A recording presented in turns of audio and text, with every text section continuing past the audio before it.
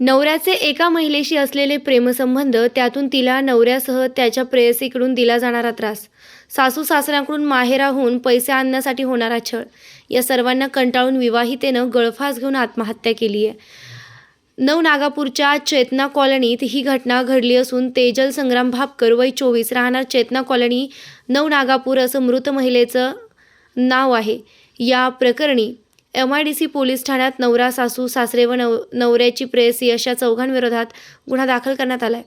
याबाबत मृत तेजलचे वडील पाटील वा मारुती थेटे राहणार कोल्हार भगवतीपूर तालुका राहाता यांनी फिर्याद दिली आहे. पाटील वा मारुती थेटे राहणार कोलार भगवतीपूर तालुका राहता जिल्हा अहमदनगर.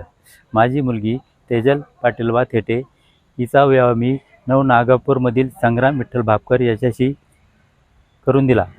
त्यानंतर त्या संग्रामचे बाहेर एका दुसऱ्या मुलीशी संबंध असल्यामुळे त्याने तिचा खूप छळ केला. छळ करून तिचा घातपात केला. मृत तेजल हिचा विवाह 19 डिसेंबर 2021 रोजी संग्राम विठ्ठल भापकर यांच्याशी झाला होता. मात्र संग्रामचे लग्नापूर्वीपासून शेजारच्या एका महिलेसोबत प्रेमसंबंध होते. लग्न झाल्यावरही ते सुरूच होते. याची माहिती तेजलला समजल्यावर तिने विचारणा केली असता संग्रामनं तिला मारहाण करत त्रास द्यायला सुरुवात केली. तसेच तिला माहेराहून पैसे आणण्यास सांगू लागला.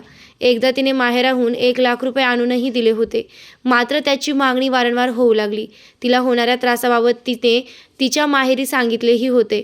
सन 2023च्या सुरुवातीला नवऱ्याच्या बाहेरील प्रेमसंबंधांवरून दोघांमध्ये जोरदार वाद झाले. मी पल्लवी पाटील बथेटे, राहणार संगमनेर. माझी बहीण, छोटी बहीण तेजल पाटील बथेटे हिचा 2021 मध्ये संग्राम विठ्ठल भापकर याच्याशी विवाह झाला. 2021 मध्ये विवाह झाला. त्यांनी 3 वर्ष बाहेरच्या एक्स्ट्रा अफेअरमुळे माझ्या बहिणीला खूप त्रास दिला. शारीरिक, मानसिकदृष्ट्या खूप छळ केला. तिचा पैशांची मागणी केली होती आणि जोपर्यंत माझ्या वडिलांकडून ती पूर्ण झाली तोपर्यंत त्यांनी त्रास जास्ती नव्हता. ज्यावेळेस माझ्या वडिलांकडून ती डिमांड पूर्ण होत नव्हती, त्यांच्या घरची परिस्थिती नसल्यामुळे त्यांनी ती डिमांड पूर्ण करू शकले नाही. त्याच्यामुळे त्यांनी तिचा खूप छळ करण्यास सुरुवात केला. त्याचबरोबर ते सासू सासरे वगैरे त्यांनी तिचा खूप छळ केला. ती एक्स्ट्रा अफेअरवाली अंकिता, तिने माझ्या बहिणीला घरी जाऊन खूप त्रास दिला, शिवेगाळ वगैरे केली. तुझ्या नवऱ्यापासून दूर राहा असं सांगण्यात आलं तिच्याकडून. आणि त्यामुळे त्या त्रासामुळे माझ्या बहिणीचा त्यांनी घात केलेला आहे. आणि हे सगळं प्रकरण त्यांनी आत्महत्या दाखवली, पण तिने कुठली प्रकारची आत्महत्या केलेली नाही आहे.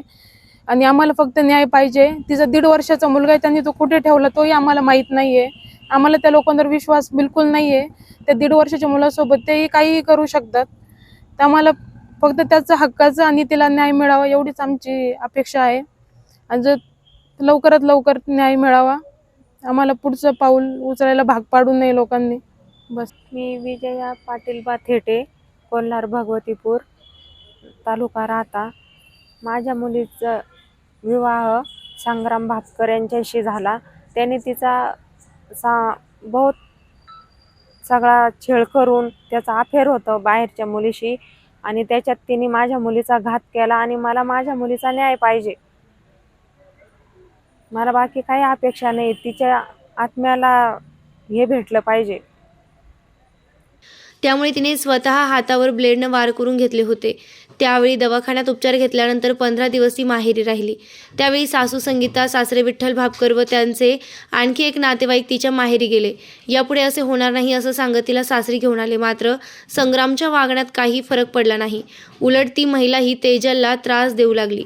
सासू सासरे मात्र त्यांच्या मुलाचीच बाजू घेत तेजलशी वाद घालून तिला त्रास देत होते.